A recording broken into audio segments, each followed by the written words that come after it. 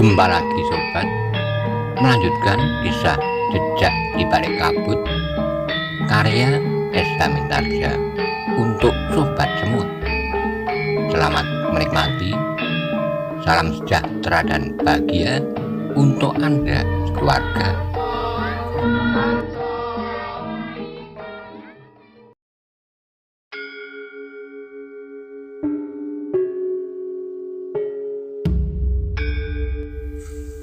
Pada episode sebelumnya dikisahkan ketika Paksi Pamekasan sedang berjalan-jalan di jalan desa itu pada malam hari. Di bawah pohon randu alas ada seorang yang duduk bersandar pohon, menghadang dan menghentikan perjalanan Paksi Pamekasan. Bagaimana kisah selanjutnya? Simak bersama-sama.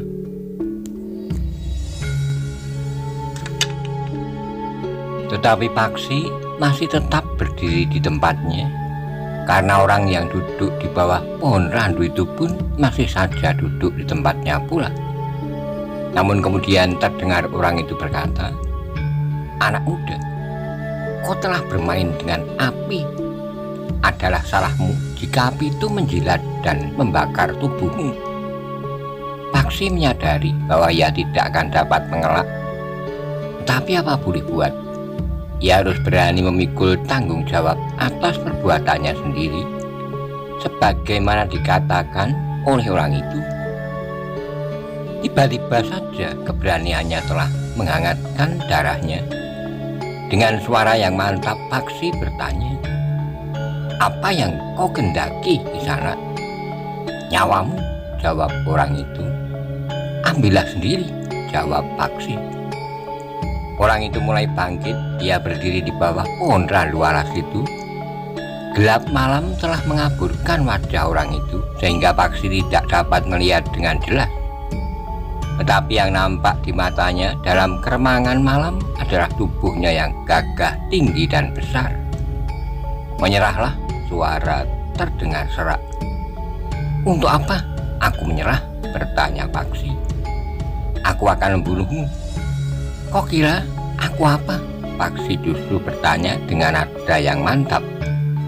Pengalaman hidupnya membuat Paksi tidak mengenal takut lagi, bahwa ia seakan-akan telah terbuang dari rumahnya, membuatnya tidak peduli lagi apa yang terjadi, biarlah terjadi. Bahkan kematian tidak lagi menghantuinya. Orang itu mulai melangkah mendekat, katanya, "Kau akan aku bunuh dengan caraku. Jika kau benar-benar akan membunuhku, maka aku pun harus berusaha untuk mempertahankan hidupku. Jika karena aku mempertahankan diri terjadi sesuatu atasmu, aku tidak bertanggung jawab. Bersiaplah anak yang sombong. Kau tidak mempunyai kesempatan lagi untuk mundur." Paksi pun segera mempersiapkan diri, meskipun ia masih terhitung sangat muda di umurnya yang 17. Namun Paksi pernah menyadap ilmu dari seorang guru yang berilmu tinggi. Karena itu, ketika hidupnya terancam, maka ia akan mempertahankan dirinya dengan ilmu sejauh yang dikuasainya. Demikianlah maka pertempuran pun tidak dapat dihindarinya lagi. Dengan garangnya, orang yang semula duduk di bawah pohon randu mulai menyerangnya.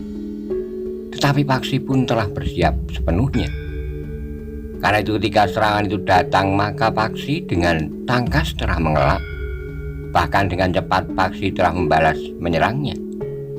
Tetapi orang itu pun mampu bergerak cepat pula. Serangan Paksi sama sekali tidak menyentuhnya. Ketika Paksi memburunya dengan serangan berikutnya, maka orang itu justru telah membenturnya. Serangan kaki Paksi yang terjulur mengarah ke dada telah ditangkis lawannya dengan kedua tangannya yang bersilang di dadanya.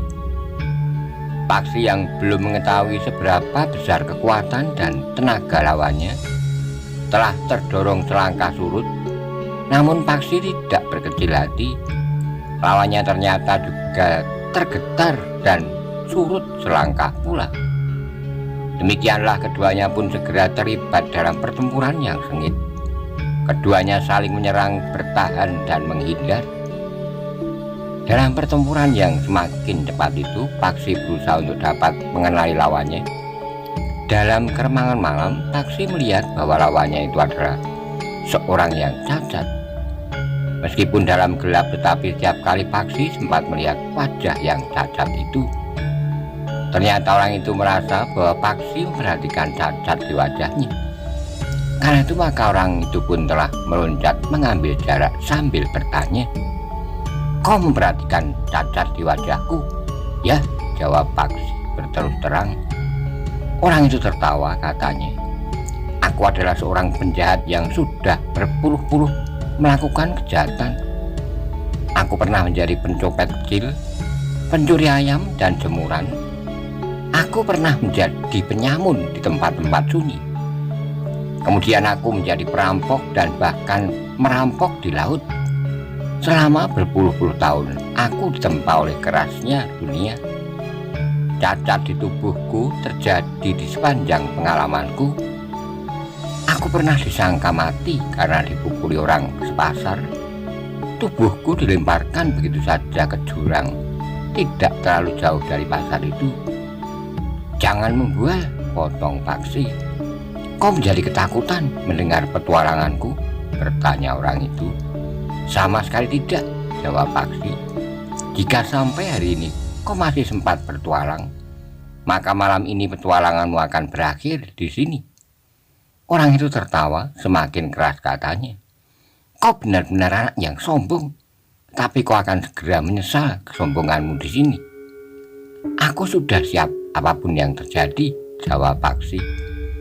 Orang itu tidak segera menyerang lagi, tetapi ia pun berkata, "Lihat betapa wajahku menjadi cacat, kakiku sedikit timpang, bekas luka yang terdapat di mana-mana, tetapi ilmuku pun meningkat di setiap goresan yang terdapat pada tubuhku.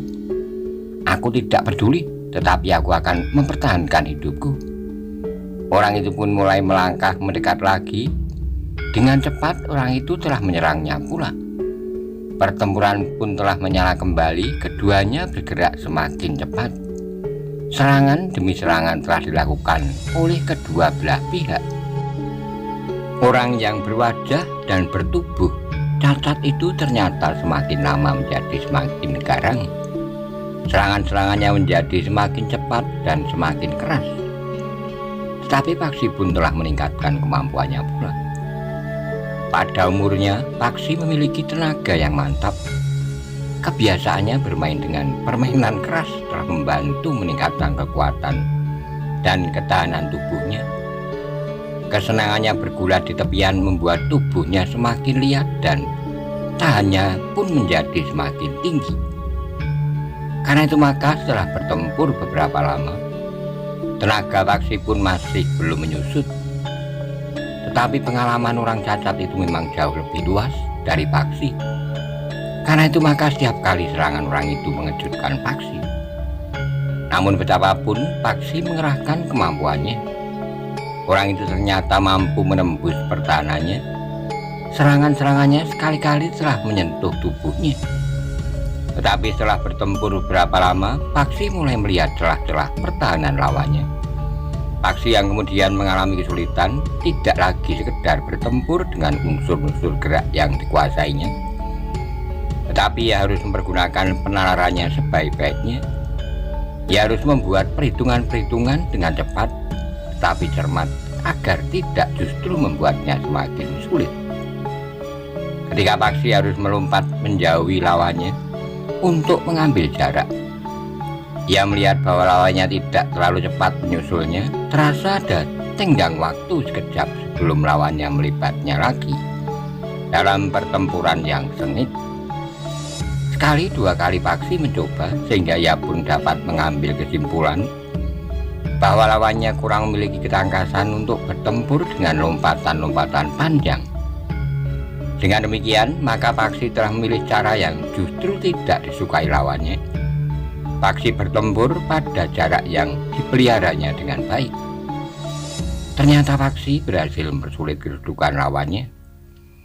Tetapi setiap kali pengalaman orang cacat yang luas itu terasa sangat berpengaruh dalam pertempuran itu. Orang cacat itu tidak mau terpancing dalam pertempuran dengan jarak yang panjang. Setiap kali Paksi melompat menjauh, lawannya tidak tergesa-gesa memburunya, tetapi ia justru melangkah satu-satu mendekatinya. Paksilah yang kemudian menjadi tidak telaten. Ia menjadi tidak sabar lagi, sehingga ia tidak berpegang teguh pada perhitungannya. Dengan demikian, maka serangan-serangan lawannya itu menjadi semakin sering menembus pertahanan anak muda itu. Ketika Paksi menjulurkan kakinya menyerang ke arah lambung lawannya, maka orang cacat itu justru menjatuhkan dirinya. Kakinya dengan cepat menyapu kaki Paksi yang lain, sehingga Paksi telah menjadi kehilangan keseimbangan. Karena itu, maka Paksi pun telah terjatuh, tetapi ia pun dengan cepat berguling. Dengan tangkas pula Paksi segera melompat bangkit. Tetapi di luar dugaan, lawannya yang timpang, yang selalu menghindari pertempuran dengan jarak yang panjang, mampu melompat dengan cepat. Ternyata Paksi terkejut, tetapi ia terlambat menghindar. Tangan orang itu dengan cepat menghantam perutnya. Di luar sadarnya Paksi terbungkuk, namun dengan cepat pula lawannya memegang kepalanya. Dengan kerasnya kepala Paksi telah membentur lutut orang yang timpang itu. Mata Paksi menjadi gelap, tetapi ia tidak mau kehilangan kesadarannya. Bahkan dengan cepat ia menusukkan kepalanya ke perut lawannya. Keduanya jatuh berguling di tanah. Namun Paksi tidak ingin menjadi sasaran serangan-serangan lawannya. Meskipun perutnya masih terasa mual serta kepalanya masih sangat pening, tetapi Paksi telah bersiap kembali untuk bertempur. Pada saat yang sama, lawannya telah bangkit pula, bahkan dengan cepat ia telah menyerang Paksi. Sambil melompat, orang itu telah menjulurkan tangannya ke arah dada. Tetapi Paksi dengan cepat bergeser ke samping. Justru pada saat tangan lawannya terjulur, Paksi telah menyerang lambung orang itu dengan kakinya. Meskipun orang itu menggeliat, tetapi kaki Paksi masih dapat menggapainya, sehingga orang yang sedang meluncur itu telah terdorong ke samping dan jatuh berguling. Tapi orang itu kurang beruntung bahwa ia tidak memperhatikan parit yang membujur di pinggir jalan, sehingga ia justru terperosok ke dalamnya. Dengan cepat orang itu bangkit, pakaian dan tubuhnya menjadi basah kuyup. Karena hal itu tidak diduga, maka beberapa teguk air telah masuk ke dalam kerongkongannya. Ketika orang itu sibuk mengusap wajahnya, serangan Paksi telah datang lagi. Kakinya dengan cepat sekali terjulur, menyambar kening orang itu. Sekali lagi orang bahkan orang itu telah terlempar ke dalam lumpur di kotak sawah yang basah. Paksi yang ingin mengambil kesempatan tidak menunggunya. Dengan cepat ia memburu lawannya, demikian lawannya bangkit. Maka tangannya telah menyambar dagu. Gigi orang itu terdengar gemeretak. Dengan kasarnya orang itu mengumpat. Tapi ketika dengan satu putaran kaki Paksi menyambar dadanya, maka orang itu telah terlempar jatuh. Dengan cepat orang itu bangkit, tetapi ia tidak berusaha menyerang Paksi. Dengan serta-merta maka orang itu pun telah melarikan dirinya ke dalam kegelapan. Beberapa puluh langkah Paksi mengejarnya, tetapi kemudian ia pun telah menghentikan usahanya untuk menangkap orang itu. Karena itu maka Paksi pun kemudian berhenti. Paksi menarik napas dalam-dalam. Ternyata ia harus terlibat dalam pertempuran dengan salah seorang di antara para perampok yang telah membuat hantu-hantuan itu. Bahkan hampir saja ia terdesak. Jika ia gagal mempertahankan diri, maka nyawanya tentu benar-benar akan dihabisi oleh orang itu. Paksi berdiri termangu-mangu sejenak. Angin terasa semilir menghembus kulitnya. Ketika Paksi menengadahkan wajahnya, dilihatnya langit bersih, bintang-bintang berkerdipan ke batas cakrawala. Namun tubuh Paksi semakin terasa nyeri. tulang-tulangnya bagaikan menjadi retak, sedangkan kepalanya masih saja terasa pening. Sejenak Paksi berdiri termangu-mangu, namun kemudian ia pun membenahi pakaiannya. Ketika ia melangkah kembali ke pedukuhan, sendi-sendinya terasa sakit. Ketika Paksi masuki regol halaman rumah Suro, ternyata Suro masih duduk di sebuah lincak bambu yang panjang di serambi. Demikian ia melihat Paksi masuki regol halaman dan keremangan malam. Suro pun segera bangkit dan menyongsongnya. "Kau membuat aku cemas, Ger." Paksi menarik napas panjang, namun ia pun bertanya pula. "Pertemuan di rumah Ki Bekel itu begitu cepat selesai." "Pertemuan itu cukup lama, Ger. Kaulah yang pergi terlalu lama. Kita sudah berada di belahan malam terakhir." Paksi menarik napas dalam-dalam. Tengah malam memang sudah lewat. Agaknya ia bertempur cukup lama pula. "Marilah, Ger," ajak Suro. "Sudah waktunya kita beristirahat." Keduanya pun melangkah ke serambi, namun Paksi berkata, "Aku akan pergi ke Pekiwan, Paman." "Baiklah, tetapi lewat pintu Butulan saja." "Aku akan masuk lewat pintu Butulan." Paksi pun kemudian langsung pergi ke Pakiwan lewat samping rumah, meskipun Suro mengajaknya lewat ruang dalam rumahnya. Paksi memang harus membersihkan tubuhnya dari debu dan lumpur, tetapi ia tidak dapat membersihkan pakaiannya malam itu. Ketika Paksi masuk ke ruang dalam lewat pintu Butulan, Suro terkejut. Ia melihat wajah anak itu lembab kebiru-biruan dekat arah matanya. Langkah Paksi pun menjadi berat dan bahkan kaki kanannya menjadi sedikit timpang. "Apa yang terjadi, Ger?" Paksi menarik napas dalam-dalam. Suro kemudian menggandengnya dan mempersilahkannya duduk di atas tikar pandan. Paksi yang nampak sangat letih dan sekali-kali memegang perutnya yang sedikit mual, duduk sambil menundukkan wajahnya. Ketika ia mencuci mukanya, terasa wajahnya menjadi pedih. "Apa yang terjadi?" Suro mendesaknya. "Aku sudah gelisah menunggumu. Ternyata kau telah mengalami sesuatu." "Aku berjalan-jalan sampai keluar pedukuhan ini, Paman. Tapi malang aku bertemu dengan salah seorang dari para perampok itu. Ketika aku diserang, aku mencoba untuk bertahan. Tetapi inilah yang terjadi. Tetapi aku masih beruntung bahwa aku sempat lari." Jawab Paksi merendahkan diri agar orang-orang pedukuhan itu tidak terlalu menaruh pengharapan kepadanya. Jika ternyata kelak mereka benar-benar harus menghadapi Kebulorok. Suro mengerutkan dahinya. Di luar sadarnya ia pun berdesis, "Syukurlah bahwa kau dapat melepaskan dirimu." Paksi tidak menyaut, tetapi ia melihat sesuatu yang terbersit di hati Suro. Meskipun ragu-ragu, Suro pun bertanya, "Tapi bagaimana peristiwa itu terjadi? Apakah kau tahu pasti bahwa orang itu salah seorang di antara para perampok?"